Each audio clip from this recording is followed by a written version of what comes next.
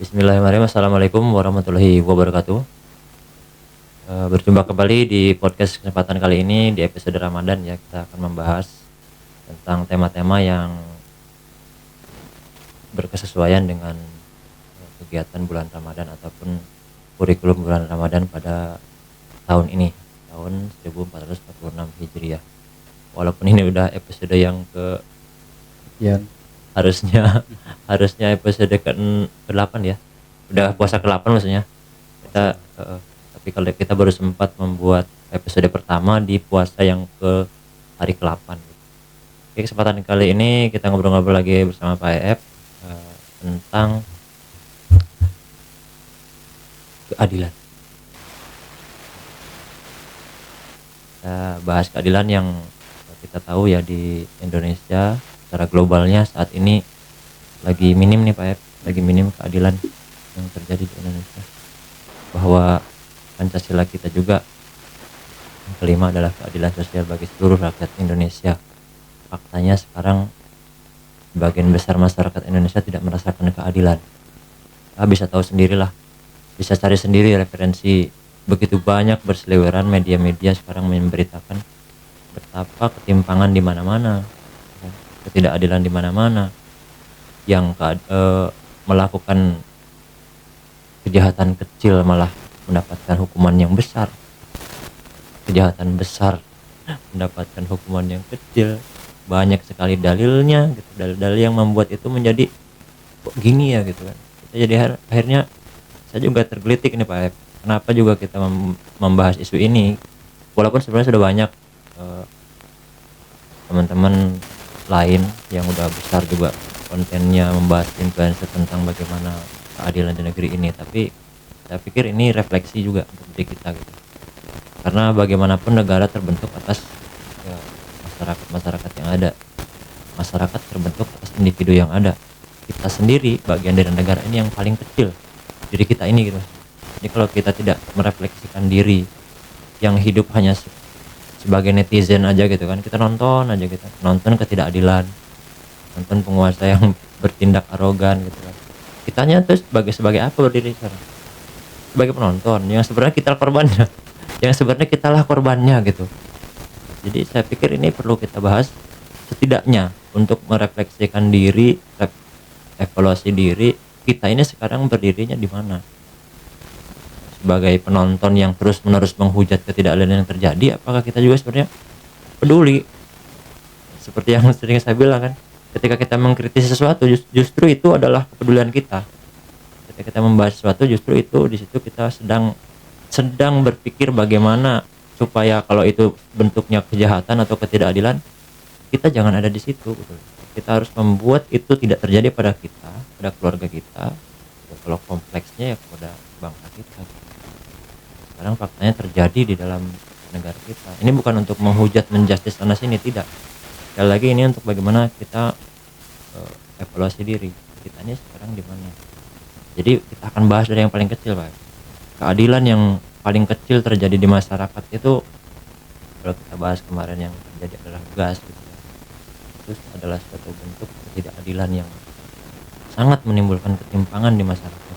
Salah satu contohnya gitu ya.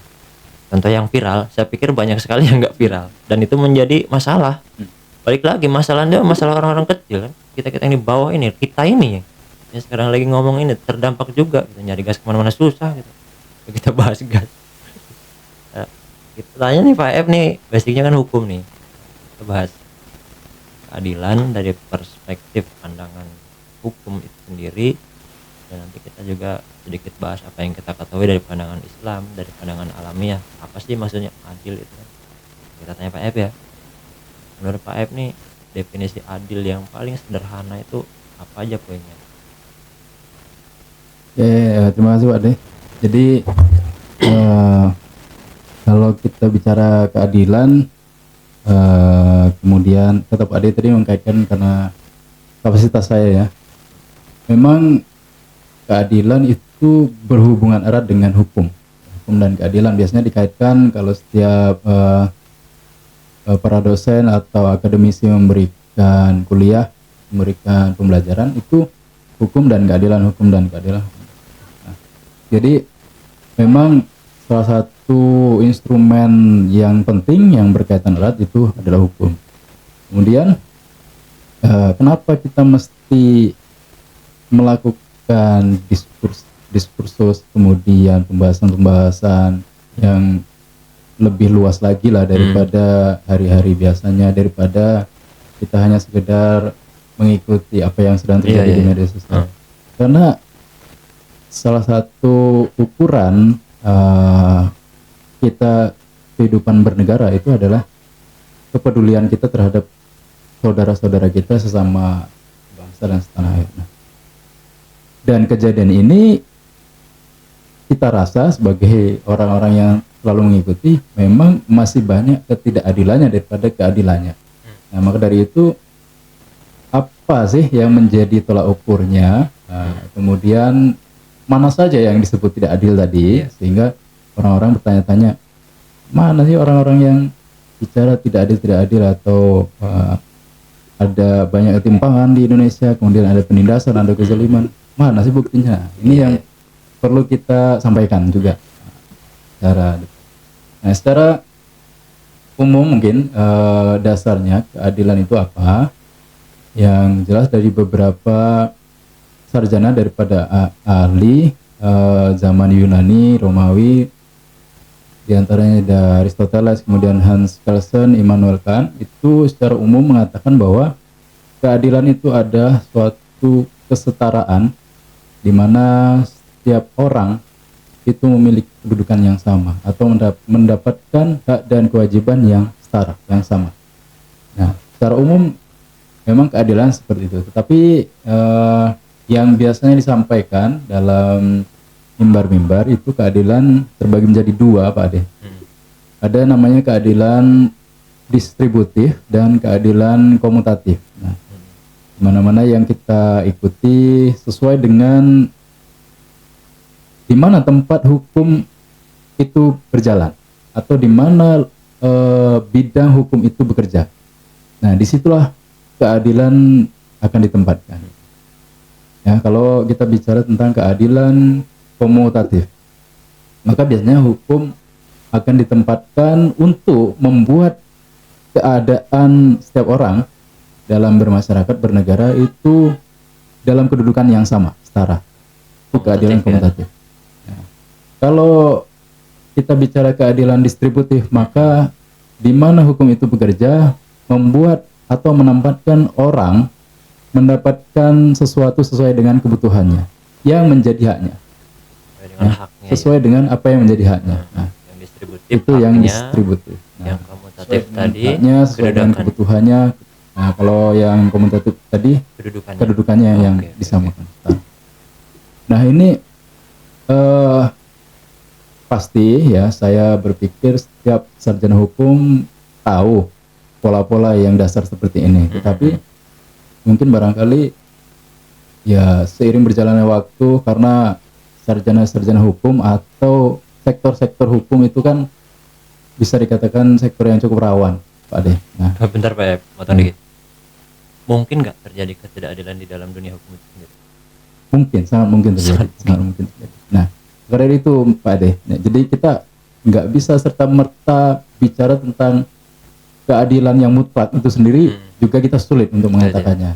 Nah, bahkan para sarjana hukum sendiri sulit, kadang masih kesulitan untuk menafsirkannya, kemudian menempatkan sesuai dengan bidang-bidangnya tadi, mengkaitkan hukum dengan keadaan sosiologis masyarakat yang ideal seperti apa. Kemudian juga bagaimana sih hukum itu bekerja di sektor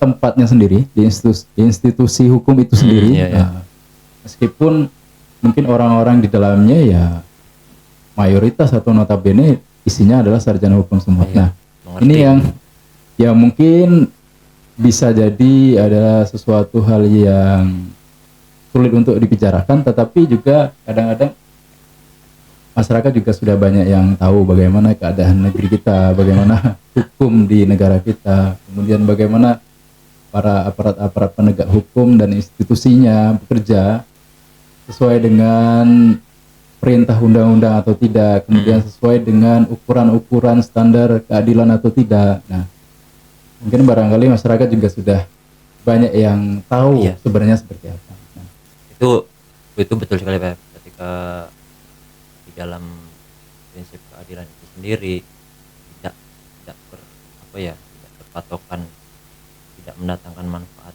keadilan itu kepada masyarakat, yang akhirnya muncul apa yang viral sekarang kan, tagar hashtag kabur aja dulu. Ngapain di Indonesia, udah nggak ada yang aman, nggak ada yang adil gitu kan, nggak ada peluang untuk bagaimana mengembangkan potensi, kira-kira gitu kan. Akhirnya timbul seperti itu bukti kalau Pak F bilang tadi bahwa masyarakat sudah benar-benar tahu bahwa di Indonesia sudah minim keadilan gitu kan, dengan keadilan yang tadi atas kedudukannya atau atas hak-haknya.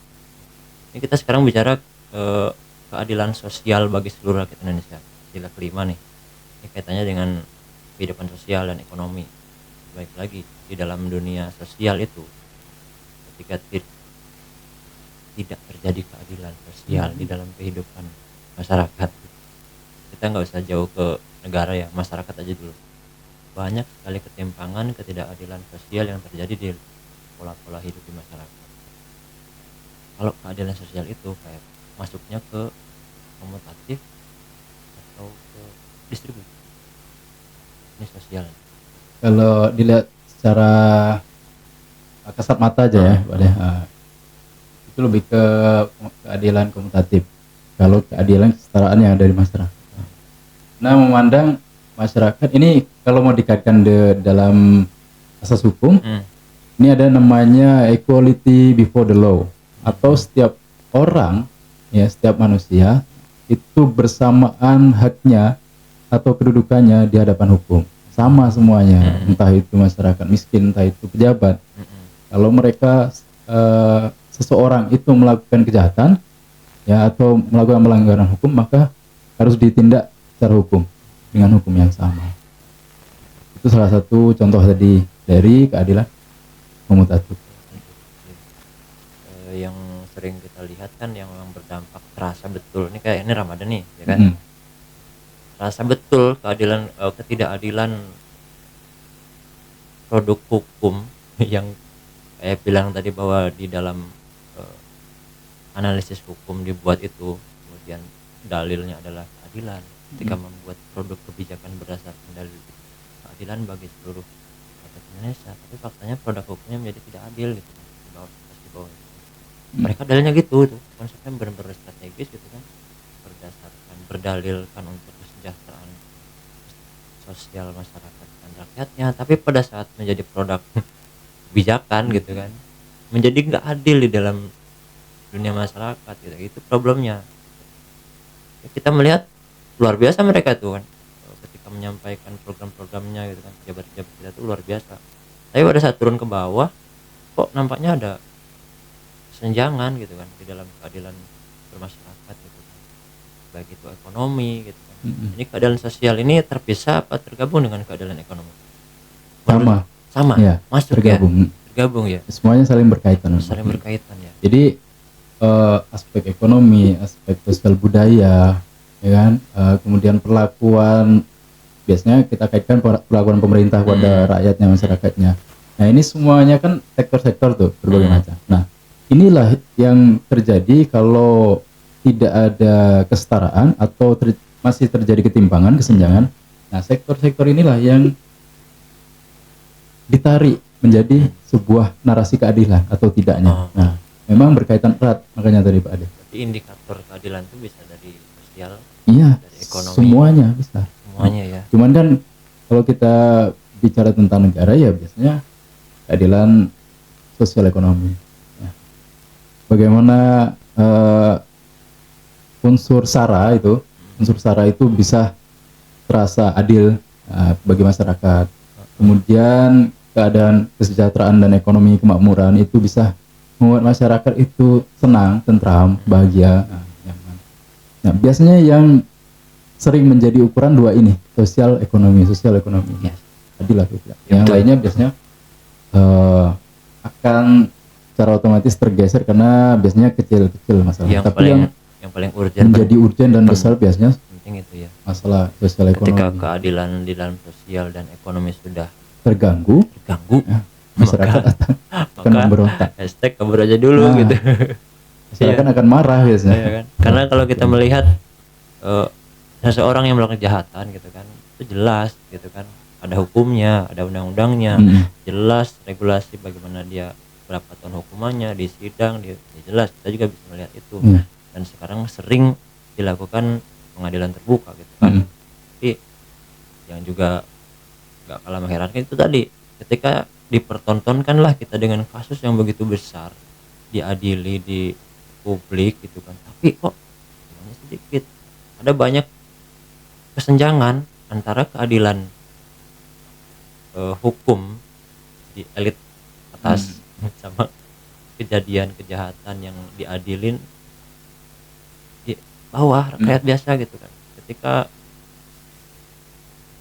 yang maling ayam kemarin terakhir itu ada yang mencuri beras, mencuri pisang, kayaknya saya ingat ya kan, mencuri pisang Ya, karena mencuri adiknya pisang. belum nggak makan. Iya. Iya itu langsung tuh apa namanya, keadilan jalanan katanya, pengadilan jalanan langsung berlaku gitu kan, ya kan.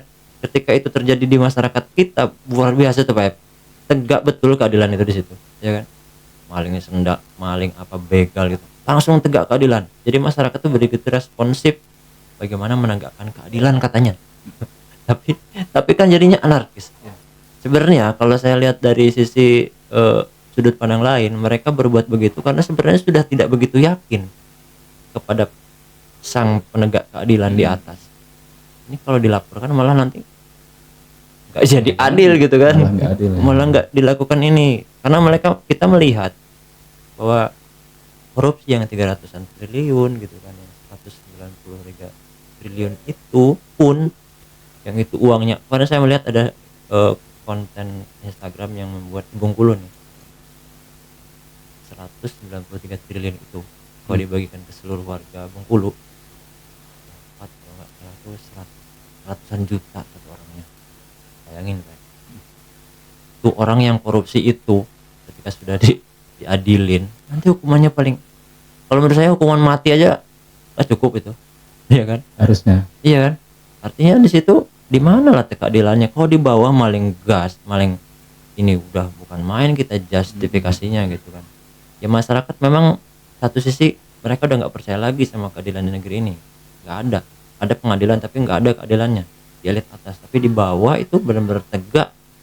Ini ingin mengilustrasikan ke kita semua bahwa memang udah benar-benar krisis keadilan gitu ya kan. Ketika terjadi di bawah bukan main dampaknya gitu kan. Mereka ini dampak ketidakadilan tadi berdampak kepada di bawah tuh terjadi ketimpangan di mana-mana gitu. Jadi apa yang mesti kita lakukan Pak sebagai individu nih yang udah selalu melihat kejadian seperti ini gitu, konten-konten yang media telah memberitakan kok begini sih.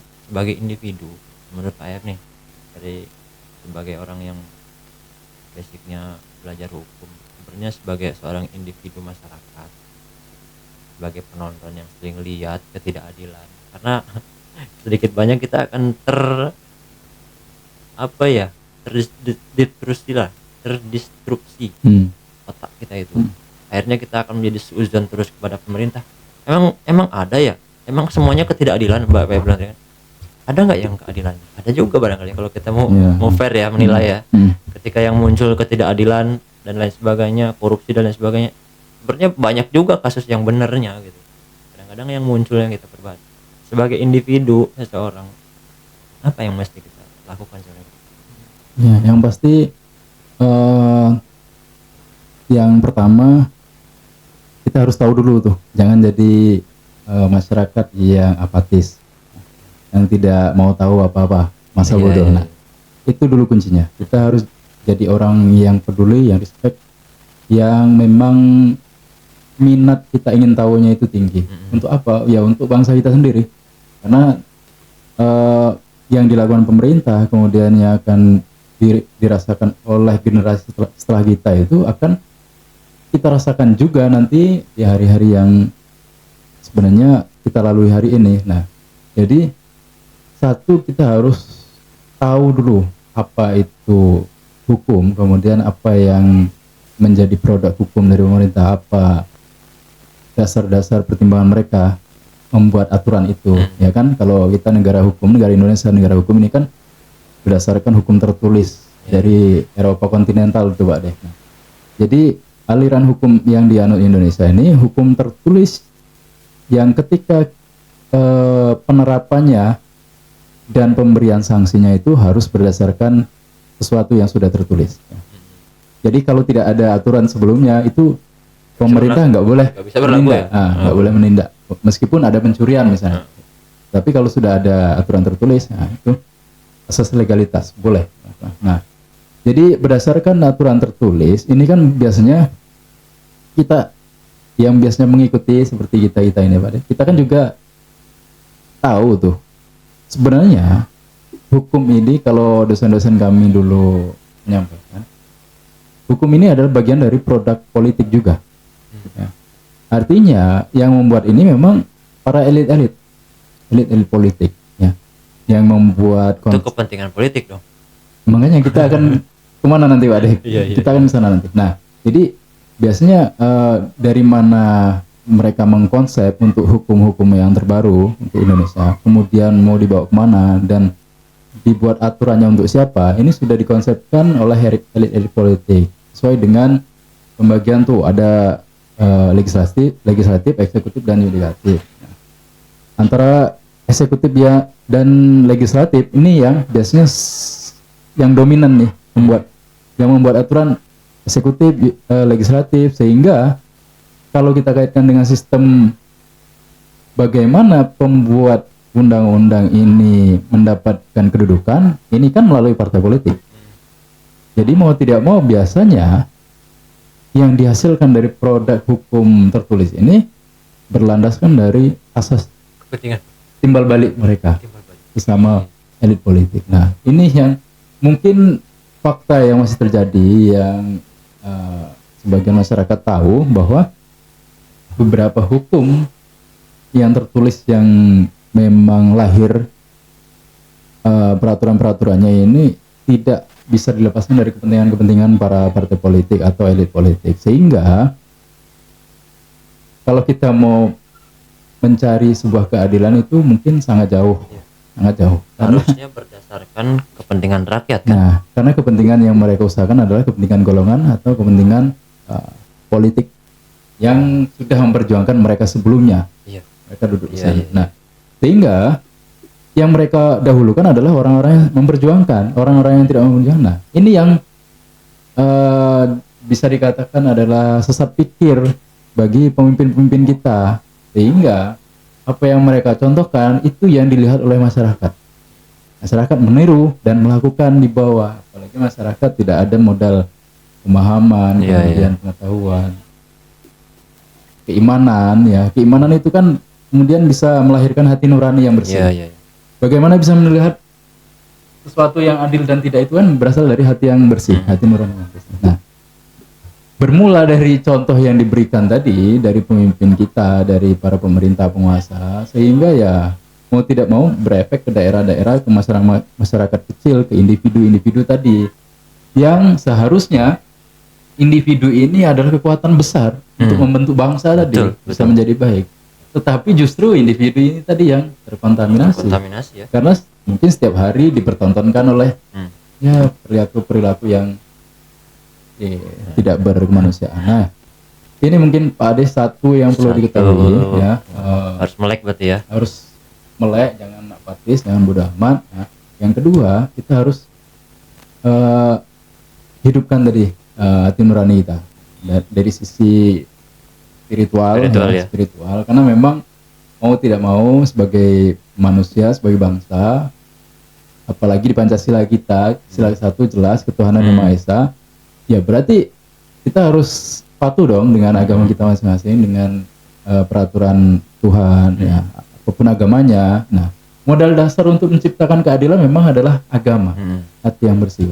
Nah, maka dari itu bisa kita simpulkan untuk sementara ini ya, bisa jadi kita masih lemah di agamanya, di spiritual kita. Ya baik masyarakatnya maupun pemerintahnya Masyarakatnya, mungkin sama, pemerintahnya. masih sama-sama lemah di bagian. Jadi Jadi perlu ada peningkatan lagi itu Pak Ade. Jadi ada 2 poin ya Pak. Berarti ketika seorang individu melihat ketimpangan yang terus menerus terjadi gitu kan, jangan hanya menjustis aja, Betul. ya kan.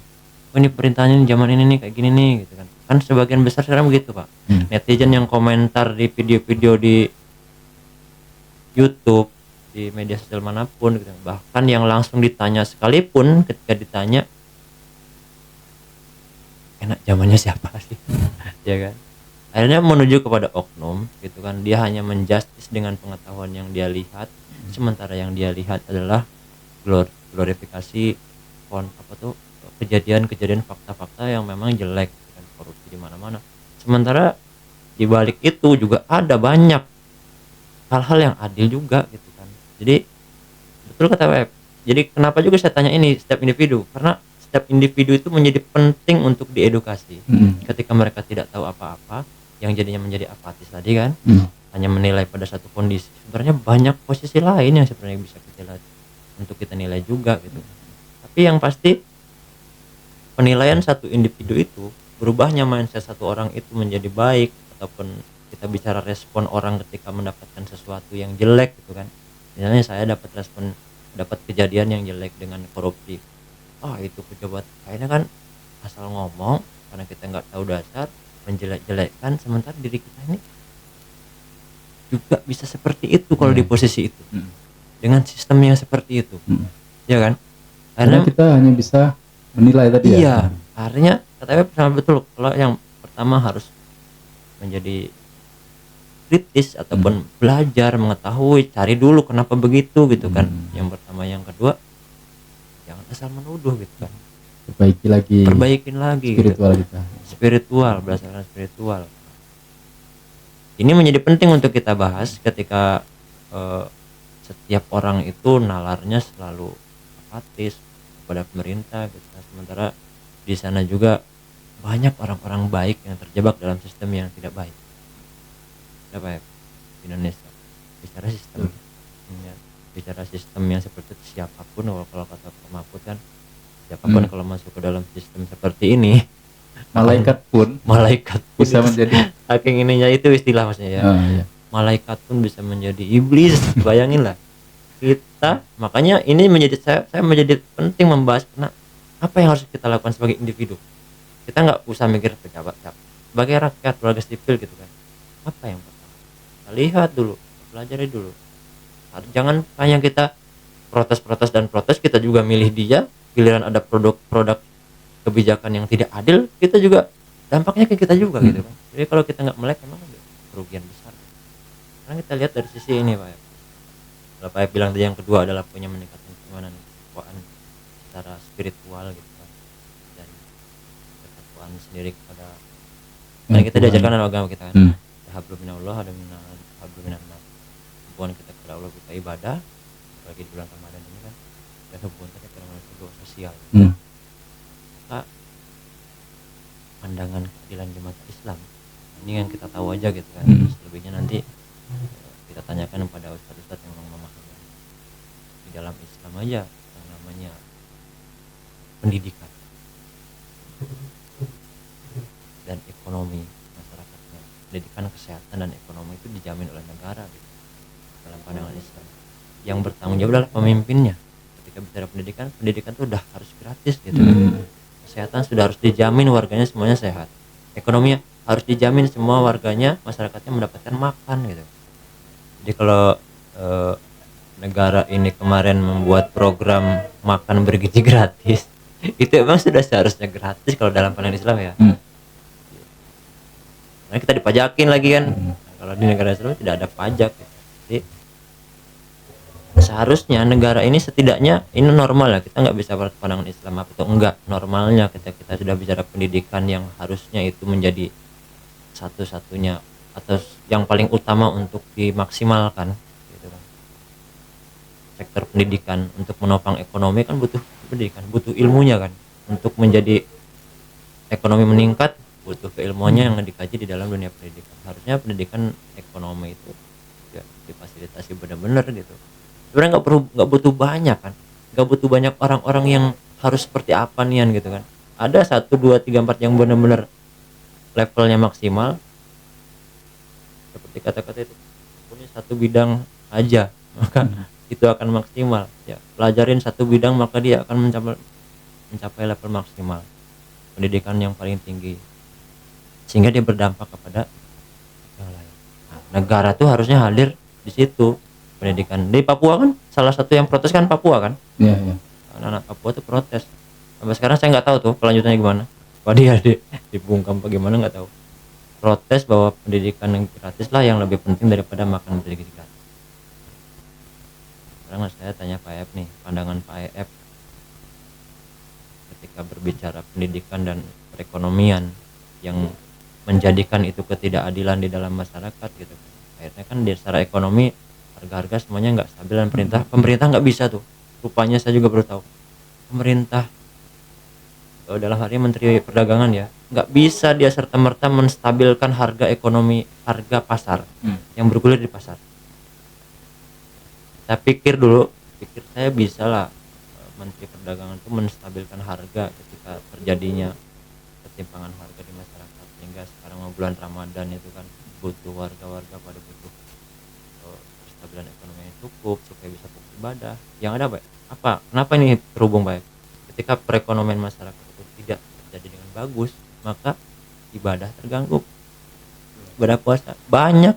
Saya menemukan banyak masyarakat yang tidak puasa berdalih karena saya nggak puasa aja saya susah. Harus kerja gitu loh maksudnya, ya kan? Ini kalau puasa saya nggak kerja gimana? Saya kerja aja nggak bisa dapat makan yang cukup, apalagi kalau saya nggak kerja gitu. Sebenarnya itu dalih mereka aja nggak mau puasa, tapi disebabkan karena keadaan yang ketimpangan yang terus terjadi dalam ekonomi gitu.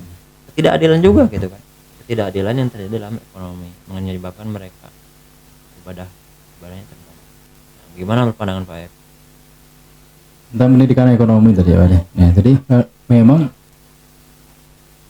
kalau keadaan di abad-abad 19, 20, 21 ini ya, tentang pendidikan memang sudah jauh keadaannya dari pendidikan zaman dulu, zaman abad-abad pertengahan, abad permulaan ya.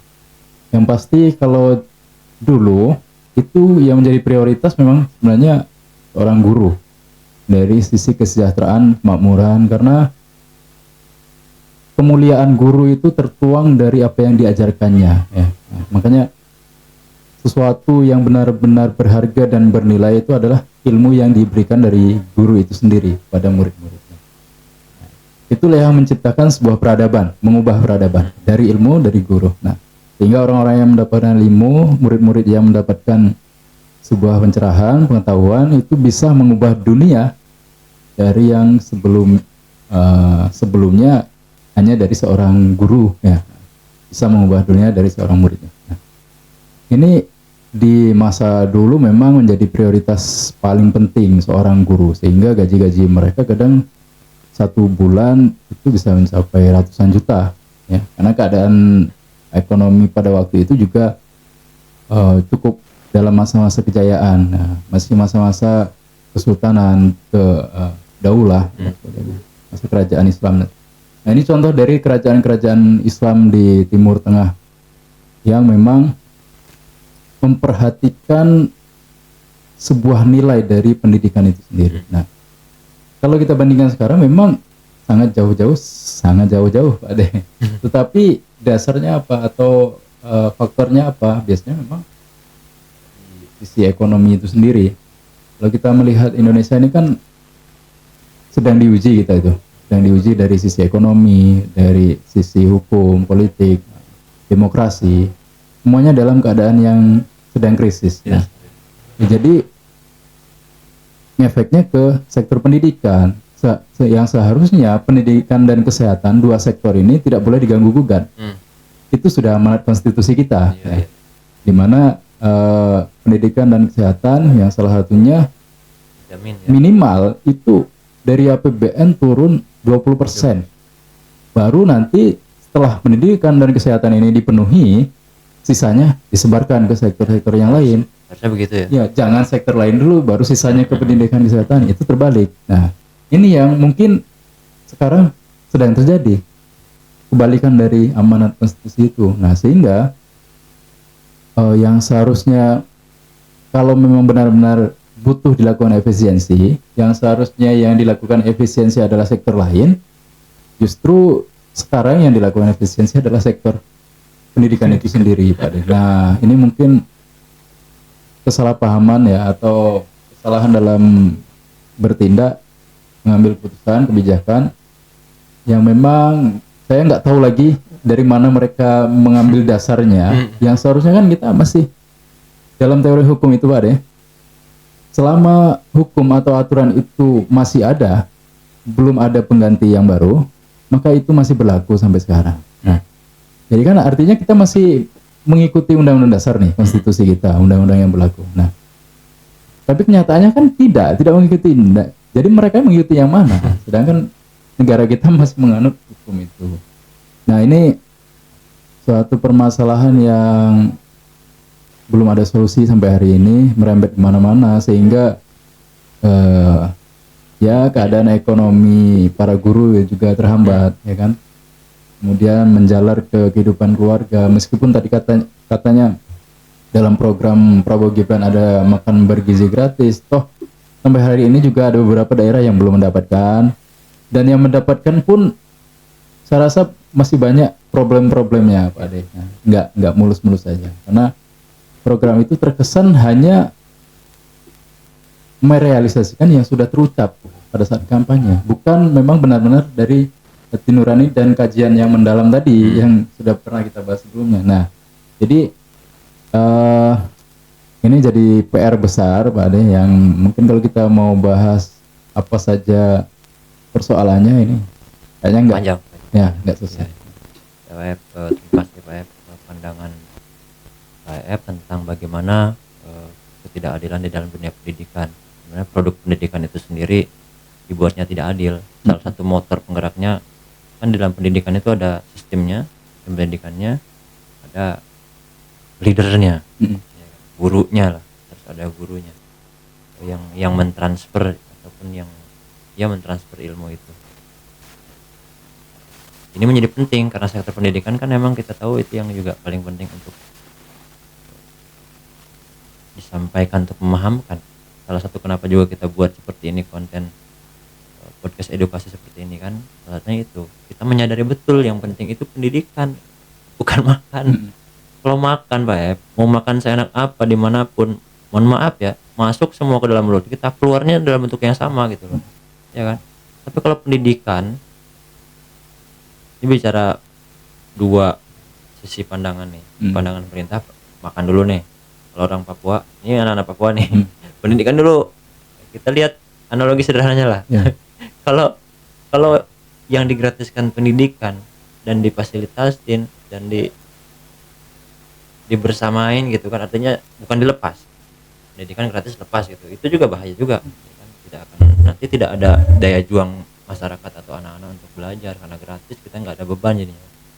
Harusnya ditekankan juga ketika gratis pendidikan sama makan gratis, mana yang lebih efektif?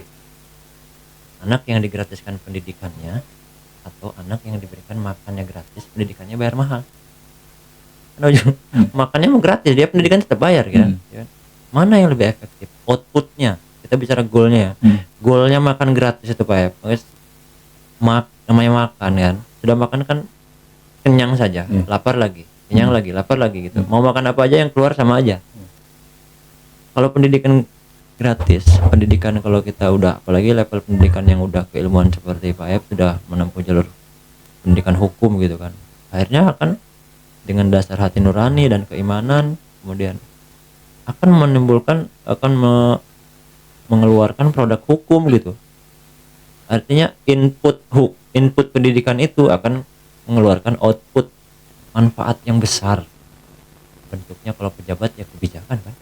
Ya, kalau level bawah, ini kita bicara level bawah yang tadi nih, masyarakat yang nggak tahu apa-apa, warga sipil yang melihat kejadian-kejadian ketimpangan yang terjadi, jika dikasih makan gratis tuh orang, berubah nggak mindset? Nggak kan? Ya. Kenyang doang. Tapi kalau dikasih edukasi, pendidikan yang memang benar-benar merubah mindset, disetting, dikemas dengan sedemikian rupa, apa problemnya gitu, kenapa harus bersikap apa sebagai warga sipil terhadap kejadian yang terjadi sekarang ini gitu. Balik lagi nih mindset, pola pikir yang harus dirubah gitu kan. Kalau pola pikir sudah terjadi, maka ya pernah saya sampaikan juga kan, ketika mindset kita berubah menjadi baik, maka mindset akan berubah tindakan. Tindakan kita akan menjadi baik kan. Maka tindakan akan menghasilkan kebiasaan. Kebiasaan akan menjadi karakter. Karakter akan merubah peradaban. Ini memang panjang. Maka saya melihat ada pandangan politik kemarin yang saya dengar. Kita lihat tuh Pak ya, ketika pemerintah memutuskan untuk makan gratis ataupun ekonomi lah, hasilnya emang instan karena pemerintah itu kan 5 tahun sekali gitu kan, kebijakan politiknya di situ. Ketika pendidikan tuh 15 tahun sekali. Kata Pak Anies itu berdasarkan eh, negara-negara lain yang mengevaluasi pendidikan itu 15 tahun sekali. Iya, iya. Butuh 3 periode kalau pemerintahan itu. Ya. Sementara boro-boro 3 periode, boro-boro 15 tahun sekali ya kan. Setiap ganti presiden aja berapa kali ganti menteri, ganti kurikulum. Ketimpangan yang sangat jauh gitu. Jadi saya pikir kalau anak-anak Papua bilang nggak penting makan gratis dan lebih penting pendidikan, iya, kita aja orang yang nggak tahu berpikir, dia aja orang anak-anak yang nggak tahu dan berpikir pendidikan yang paling penting merubah mindset supaya bahwa makan itu sudah hak hidup semua orang gitu. Itu mungkin Pak Ep, kayaknya cukup sampai di sini dulu untuk pembahasan kita, Ya. dari mulai keadilan yang spesifik, kemudian kita kerucutkan kepada dampak ketidakadilan yang merujuk pada banyak masalah, masalah pendidikan, masalah kesehatan, masalah ekonomi gitu kan, yang pada akhirnya itu masalah-masalah itu buat siapa Pak? Buat kita yang di bawah, warga menengah ke bawah kena dampaknya gitu. Mungkin episode berikutnya kita akan spesifikasikan lagi ke masalah-masalah yang timbul akibat ketidakadilan yang terjadi mungkin di sektor perekonomian yang lebih mendalam, ataupun kesehatan, ataupun isu-isu sosial, isu-isu agama. Mungkin yang episode 2 kita bahas isu agama kayaknya ya. Penting nih bulan Ramadan nih. Ya, boleh. Banyak sekali isu-isu yang berseliweran tentang isu-isu agama bulan puasa ini Pak. Nah, kita bahas di episode berikutnya. Oke, terima kasih Pak Ep sudah membersamai ngobrol kita kali ini. Semoga ada manfaatnya di bulan Ramadan ini, kita mengedukasi setidaknya untuk diri kita sendiri, kalau ada manfaatnya untuk orang lain. Terima kasih. Assalamualaikum warahmatullahi wabarakatuh.